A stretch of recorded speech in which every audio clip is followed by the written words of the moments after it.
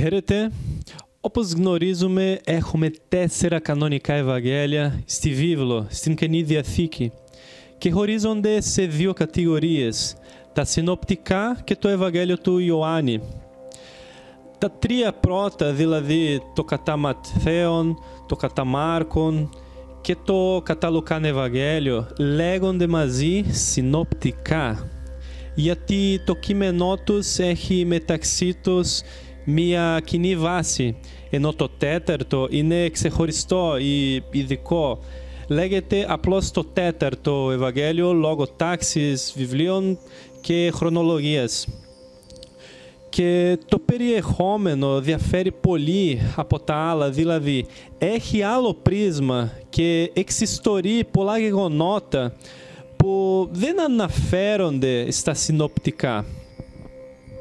Επί των ημέρων μας, οι περισσότεροι ερευνητές αντιλαμβάνονται ότι το πρώτο Ευαγγέλιο εξ αυτών των 3 που γράφτηκε ήταν το κατά Μάρκον, και ο λόγος που πιστεύουμε αυτό είναι κυρίως τα δεδομένα και τα χαρακτηριστικά αυτών των Ευαγγελίων.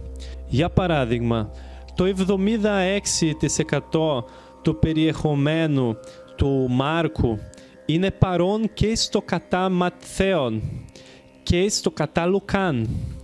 Αυτό ισοδυναμεί με 41 του κατά Λουκάν και 46 του κατά Ματθαίον. Παρατήρηση.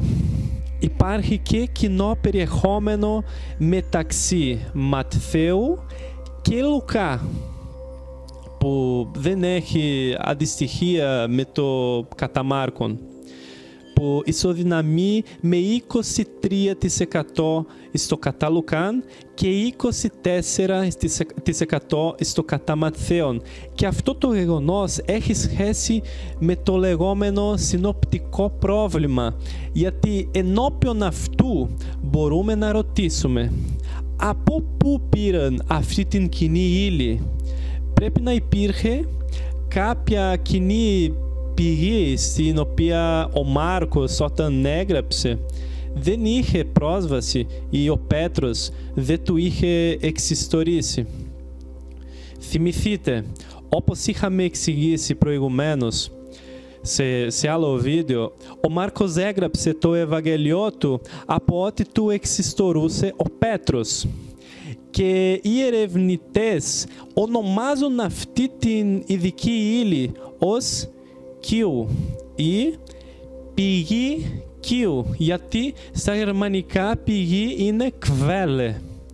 Νομίζουν ότι αυτή η πηγή ήταν βασισμένη σε πολύ πρώιμες προφορικές παραδόσεις ή κάποιοι την λένε ως ένα χαμένο Ευαγγέλιο που κυκλοφορούσε στις πρώτες χριστιανικές κοινότητες, επειδή έπρεπε να είναι πάρα πολύ παλιό. Αλλά δεν έχουμε καμία άλλη καταγραφή εκτός από ότι είναι γραμμένο στα προαναφερόμενα Ευαγγέλια. Και αυτό το κοινό περιεχόμενο είναι κυρίως λόγια του Ιησού που βρίσκουμε στα Ευαγγέλια του Ματθαίου και του Λουκά.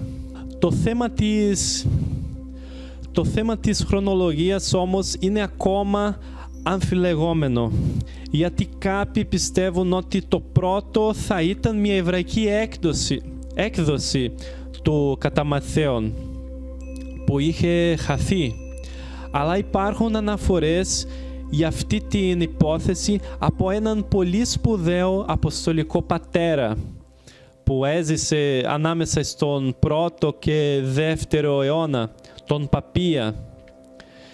Αλλά εξ όσων γνωρίζουμε, μέχρι στιγμής δεν βρέθηκε ακόμα ένα εβραϊκό κείμενο παλιότερο από το ελληνικό που έχουμε.